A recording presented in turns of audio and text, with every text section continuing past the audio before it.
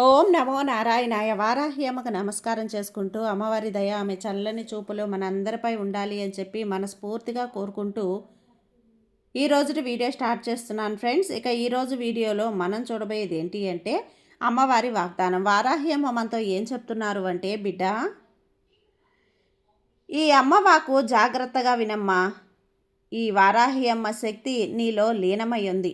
నీ కల నెరవేర్చే సమయం వచ్చేసింది. ఈరోజే నీ జీవితంలో ఎప్పుడూ కూడా చూడని ఆనందాన్ని, అలాగే గొప్ప మార్పుని చూపించబోతున్నాను. నిర్లక్ష్యం చేయకుండా ఈ వారాహి తల్లి చెప్పే మాట జాగ్రత్తగా వింటావు కదా.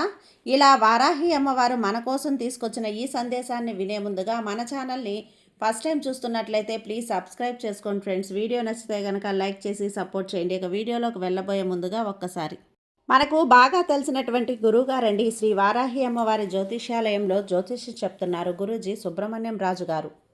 నెంబర్ 1 స్త్రీ పురుష వశీకరణ స్పెషలిస్ట్ గురూజీ సుబ్రహ్మణ్యం రాజు గారు. Contact number 7075662225.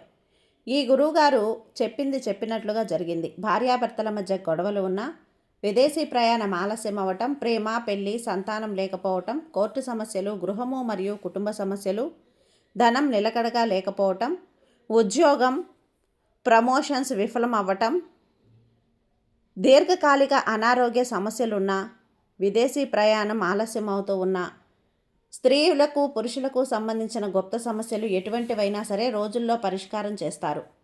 మీరు ఎంతోమంది దగ్గర జ్యోతిష్యం చెప్పించుకొని పరిష్కారాలు చేయించుకొని నిరాశ చెంది ఉన్నట్లయితే ఒక్కసారి ఆదికొండ దేవతలైన కోయరాజు గారికి కాల్ చేయండి. కోయ గురూజీ గారు, కొండదేవత పూజారి సుబ్రహ్మణ్యం రాజు గారు. Contact number 7075662225. మా జీవితంలో కూడా ఎన్నో మార్పులు జరిగాయండి, కాబట్టి నమ్మకంగా చెప్తున్నాను. జై వారాహి అమ్మ. ఇక వీడియోలోకి వచ్చేస్తే, బిడ్డ ఈ నెలలో నీకు నీ జీవితంలో అద్భుతం జరిగించబోతున్నానమ్మా. నీ కోరికలు ఏవైనా రేపటి రోజున ఖచ్చితంగా నీకు అన్నీ తెలుస్తాయి. నీ మనసు ఆనందిస్తుంది. నీ సమస్యలకు పరిష్కారం దొరుకుతుంది. అన్నీ నేను చెప్తాను కదా, అంతేకాకుండా అన్నీ చేస్తాను కూడా. నువ్వు కని విని ఎరుగని ఆనందమైన శుభవార్త, అద్భుతం అనేది నీ జీవితంలో స్వయంగా రేపటి రోజున నేను తీసుకురాబోతున్నాను. రేపటి రోజున శుక్రవారం అద్భుతమైన రోజమ్మా. నీ మనసు ఎంతగానో పులకరించే రోజు. రాబోయే ఈ అద్భుతమైన రోజున ఈ అమ్మ చెప్పే మాట నువ్వు ఖచ్చితంగా విను. మంచి శుభవార్త వినే రోజు అవుతుంది. ఎన్నో రోజులైతే ఈ వార్త వినాలని ఆరాటపడుతున్నావు కదా, అందుకే ఈ వార్త నీ ముందుకు తీసుకొచ్చాను. ఎనలేని కష్టాలను ఎప్పుడూ కూడా ఎదుర్కొంటూ వచ్చావు. ఇక ఇప్పటి నుంచి అన్నీ కూడా తొలగిపోతాయి. నిన్ను మంచి మార్గంలో నడిపించబోతున్నాను. ఇప్పుడు నీ మనసులో ఏదైనా ఒక ప్రశ్న అనేది మొదలైంది కదా. నువ్వు నీ జీవితంలో అద్భుతాలు జరుగుతున్నాయా లేదా అని అనుకుంటూ ఉన్నావు కదా. అక్షరాలా జరుగుతున్నాయమ్మా. ఎట్టి పరిస్థితుల్లో కూడా ఈ అమ్మ వాక్కు తప్పదు. నువ్వు ముందుకు వెళ్ళాలని, నిన్ను అదృష్టాన్ని నీకు అందజేయాలని నేను ఎప్పుడూ కూడా అనుకుంటూ ఉంటాను. దాన్ని కాళ్ళదన్నుకోకు. నీ మంచి కోసమే చెప్తున్నాను. నీ అన్ని అదృష్టాన్ని నీకు అందిస్తాను. ఈరోజు నేను చెప్పే వాక్కు కేవలం ఒట్టి మాటలు కాదమ్మా. నీ జీవితంలో మెరుగుపరచాలని, ఇప్పటి వరకు నువ్వు అనుభవించిన కష్టాలే కావచ్చు, బాధలే కావచ్చు, ఏవైనా సరే ఇప్పటి నుంచి అన్నీ తొలగిపోతాయి.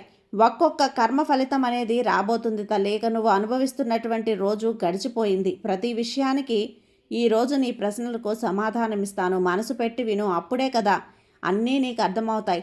ఇంతలా ఎందుకు నేను చెప్తున్నాను అంటే నువ్వు అర్థం చేసుకోవచ్చు. నీ జీవితంలో నువ్వు అంత మంచి దానివి.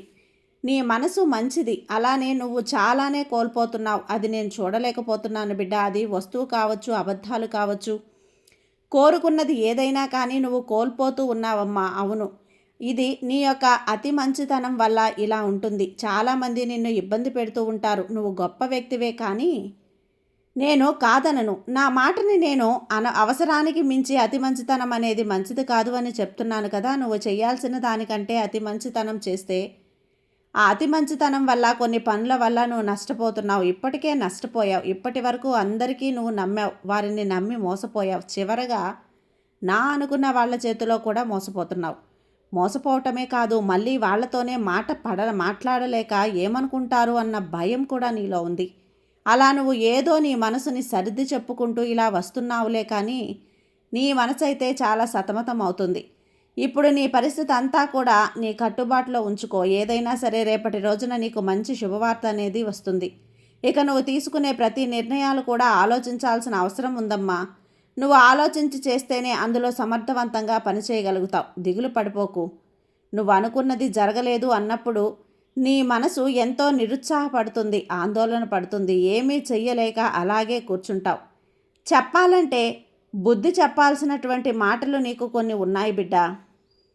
నువ్వు మర్చిపోయినా మళ్ళీ వారి వెంట పడుతూ ఉన్నావు.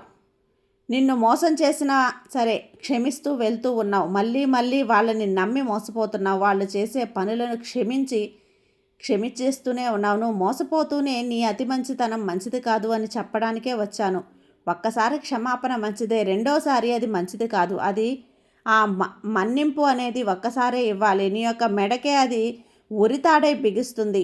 ఒక్కసారి నువ్వు ఆ ఉచ్చులో పడిపోతే అది ఎలా గిలగిలా కొట్టుకొని చిక్కుకుపోతుందో అలా వారి వల్ల నువ్వు చిక్కుకుంటున్నావు, గిలగిలా కొట్టుకుంటున్నావు, అయోమయ పరిస్థితుల్లో పడిపోతున్నావు. కొంతమంది వ్యక్తులు నిన్ను దూరం చేసుకుంటూ ఉంటారు, నిన్ను వాడుకుంటూ ఉంటారు. అంటే వాళ్ళ అవసరాలకి నీ దగ్గర డబ్బు రూపంలోనో మాట రూపంలోనో ఏదో ఒక రూపంలో నిన్ను వాడుకుంటున్నారమ్మా. నీ బంధం అనేది నువ్వు స్వచ్ఛంగా ఉన్నవారు మాత్రమే వారి అవసరానికి నీ బంధాన్ని కలుపుకుంటారని తెలుసుకో. ఏ బంధం నిజమైన బంధం, అసలు ఈ బంధాలు మంచివా కాదా అని నువ్వు తెలుసుకోవాలి. ఒక నిర్ణయానికి రావాలి. నువ్వే ఆ నిర్ణయం తీసుకోవాలి. ఒక అపోహ మాత్రం ఉండకూడదు. అందరూ మంచివాళ్లే అన్న అపోహ పక్కన పెట్టి, అపోహలో నుంచి నువ్వు ప్రతి ఒక్కటి కూడా నీకు తెలిసేటువంటి విషయాలు నేను తెలియపరుస్తాను.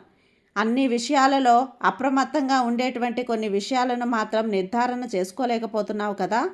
ఇది నిజమే కదా. ఎవరు ఏంటి అని తెలుసుకోలేకపోతున్నావు. ఇప్పుడు నువ్వు అనుభవిస్తున్నటువంటి బాధ, నువ్వు ఎవరైతే గుడ్డిగా నమ్మావో నమ్ముతున్నావో వాళ్ళే నిన్ను మోసం చేస్తున్నారు. పలు రకాలుగా బాధపెట్టి ఇంకా నిన్ను ఇబ్బందుల పాలు చేస్తున్నారు. నిన్ను తక్కువ స్థాయికి తీసుకువెళ్తున్నారు. అలాంటి వారిని దూరం పెట్టు. వారిని దూరం చేసుకోవాలా వద్దా అని ఆలోచనలకు దూరం పెట్టేసేయి. అప్పుడే నీ జీవితం సాఫీగా సాగుతుంది. నువ్వు ఒక చిన్న పసిపిల్లలా నీ మనస్తత్వం ఉంటుంది. ఇలా మౌనంగా ఉంటే ఒకరి చేతిలో మోసపోతారమ్మా. ఆలోచించు. నువ్వేమన్నా ఆటబొమ్మ వాళ్ళ చేతిలో మోసపోవటానికి చెప్పు. ఒక్కసారి నువ్వే జ్ఞాపకం తెచ్చుకో. వాళ్ళు చేసిన మోసం నీకు గుర్తుకు రావటం లేదా? పదే పదే మోసపోతూ ఉంటే నేనేమనాలి చెప్పు. తల్లి, అసలు ఒక్కసారి నువ్వు ఏదైనా ఒక దెబ్బ తగిలినప్పుడు, ఆ చిన్నపిల్లాడు ఏదైనా తగిలిన చోట గాయం ఉంటే పదే పదే తగులుతూ ఉంటే వాళ్ళకి తెలుస్తుంది. అక్కడికక్కడికే వెళ్ళకూడదు. గాయం అవుతుంది అని అక్కడికి వెళ్ళటం వల్ల గాయం మరింత పెద్దదయ్యి నొప్పి కలుగుతుంది అని మరి ఎందుకు చెప్పు? తెలియటం లేదా నీకు? పదే పదే వారి చేతుల్లో మోసపోయి బాధపడుతూ ఉన్నావు. ఎంత పెద్ద వ్యక్తివయ్యావో చెప్పు. వాళ్ళ చేతిలో ఎందుకు నువ్వు ఇలా నలిగిపోయి మోసపోవాలి? ఇదంతా కూడా నువ్వు పక్కన పెట్టాలమ్మా. అన్నీ తెలుసుకోవాలి, మేల్కోవాలి. ఏదో భయం నిన్ను ఆపుతూ ఉంటుంది. ఒక్కసారి నువ్వు ఎదురు దెబ్బ తిన్నావంటే ఆ దెబ్బలు తగిలినప్పుడు నువ్వెందుకు పదే పదే ఆ వల్లో చిక్కుకొని గిలగిలా నీరసమైపోతావు చెప్పు? ఇతరులకి దూరంగా ఉంటే అంత మంచిది. నిన్ను దూరం పెడితే నువ్వు మాత్రం వారి వెంట పరిగెత్తుకుంటూ అలా పరిగెడితే నీ విలువ తగ్గిపోతుంది చెప్పు. అలా పరిగెట్టి దక్కాల్సిన గౌరవం మర్యాదలు దక్కించుకోవద్దు అని అవసరమే లేదు తల్లి. ఈ తిథి నీకు కష్టం వచ్చినప్పుడు నువ్వు కష్టపడుతూ వాళ్ళ వెంట నువ్వు ఎందుకు పరిగెత్తాలి చెప్పు? వాళ్ళ వెంట నువ్వు ఎందుకు పరిగెట్టి అలాంటి వాళ్ళు నీకు దక్కాల్సినటువంటి గౌరవ మర్యాదలు అదృష్టాలు సైతం వాళ్ళే దక్కించుకోవాలనుకుంటారు. వాళ్ళు నిన్ను వాళ్ళ వైపు తిప్పుకోవాలి అనుకుంటారు. అది నువ్వు చూస్తూనే ఉన్నావు కదా, తెలుస్తూనే ఉంది కదా. నీ చేజేతులారా నీ అదృష్టాన్ని నువ్వే కాలదన్నుకుంటే ఎలా? ఇవన్నీ అవసరమా? అవసరం లేదు. అసలు అవసరమే లేదు. ఇతరుల్ని దూరం పెట్టకు. ఇతరుల్ని దూరం పెట్టడమే ఒక్కొక్కసారి మంచిది. చెప్పే మాటలన్నీ అర్థం చేసుకో, అన్నీ తెలుస్తాయి. ఈ వారాహ తల్లి నీకోసమే ఈ బంధాలను దూరంగా ఉండమని చెప్తున్నాను. అలా అనుకోవద్దు, తప్పుగా అర్థం చేసుకోవద్దు. నీ యొక్క మంచి కోసమే ఇలాంటివన్నీ కూడా నీకు ఎందుకంటే అవకాశవాదులకు నువ్వు దూరంగా ఉండాలి తల్లి. నీ బంధాలను నిలుపుకోమని, నీ అవకాశవాదులకు దూరంగా ఉండమని నేను చెప్తూ ఉన్నాను. అది నీ మంచి కోసమేనమ్మా. ఖచ్చితంగా నీ మంచి కోసమే. నీ జీవితాన్ని అమూల్యమైనటువంటిది వజ్రంగా నేను మారుస్తాను కదా. నిన్ను మంచి మార్గంలో నడిపించే బాధ్యత ఈ అమ్మది. ఒక్కసారి నన్ను పిలిచావంటే చాలు, నేను నిన్ను కాపాడుకుంటూ ఉంటాను, రక్షించుకుంటూ ఉంటాను. నా యొక్క శక్తి స్వరూపిణి, నీకు నేను అండగా ఉంటాను. నా శక్తిని నీకు ధారపోస్తాను. నువ్వు మోసపోకుండా పదే పదే ఉన్నావు కదా, మోసపోకూడదు అని చెప్పి నీకు గుర్తు చేయటానికే ఇందుకే తీసుకొచ్చానమ్మా నిన్ను. చులకన భావంతో చూసేటువంటి వారు అలా నిన్ను చులకనగా చూస్తే నాకు ఆ బాధ కలుగుతుంది. నిన్ను చులకనగా చూసే వారి బుద్ధి వాళ్ళకి సరైన బుద్ధి చెబుతాను. అలాగే అక్షరాలా కూడా నీ తప్పులను సరిదిద్దడానికి కూడా ప్రయత్నిస్తాను. నీ జీవితం ముందుకు వెళ్ళాలి, ఎన్నో అవకాశాలు రావాలి, నువ్వు మంచి స్థాయికి వెళ్ళాలని నాకుంది కదా. అందుకే ఎవరూ లేరు అని మాత్రం అనుకోకు. నీకు తోడుగా నీడగా ఎప్పుడూ ఈ వారాహి తల్లి నేనుంటాను. జీవితం చాలా చిన్నది, అందులో కష్టాలు సుఖాలు బాధలు సంతోషాలు ఎన్నో ఉంటాయన్న అనుభవించాల్సిందే తల్లి. అనుభవించాలనే కూడా వస్తూ ఉంటాయి. అప్పుడే కదా నువ్వు నీ లైఫ్లో ఎలా ముందుకు వెళ్ళాలి, కష్ట నష్టాలను ఎలా దాటాలి అని తెలుస్తుంది. ప్రతి బాధ కన్నీరు సంతోషం ప్రతి ఒక్కటి గుర్తు తెచ్చుకో. అన్నీ కూడా మారుతాయి, ఖచ్చితంగా మారే తీరుతాయి. నీ జీవితాన్ని మంచి మార్గంలో నడిపించాలని నేను ఇంతలా పదే పదే చెప్తున్నాను.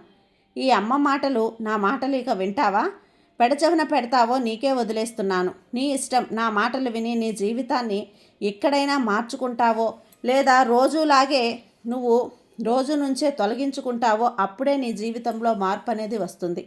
నీకు నచ్చినట్లుగా సంతోషంగా ఉంటావు. నీ కల నెరవేరే రోజు వస్తుంది. ఇక హాయిగా ప్రశాంతంగా పడుకో. ఇక రేపటి శుక్రవారం రోజున నీకు అంతా మంచే జరుగుతుందమ్మా. ఈ వారాహి అమ్మ ఆశీర్వాదం నీకున్నంత వరకు నీకు దిగులెందుకు చెప్పు. ఈ తల్లి శక్తి నీలో ప్రవేశించింది కదా, ఇక నుంచి నీకు అంతా కూడా ఆనందమయంగా చాలా కొత్తగా ఎనర్జీగా ఉత్తేజంగా మారుతావు. నీ జీవితం ఇక కొత్తగా ఉంటుంది బిడ్డ. నా ఆశీర్వాదం ఎప్పుడూ నీకుంటుంది. సర్వేజన సుఖినో భవంతు. జై వారాహి అమ్మ.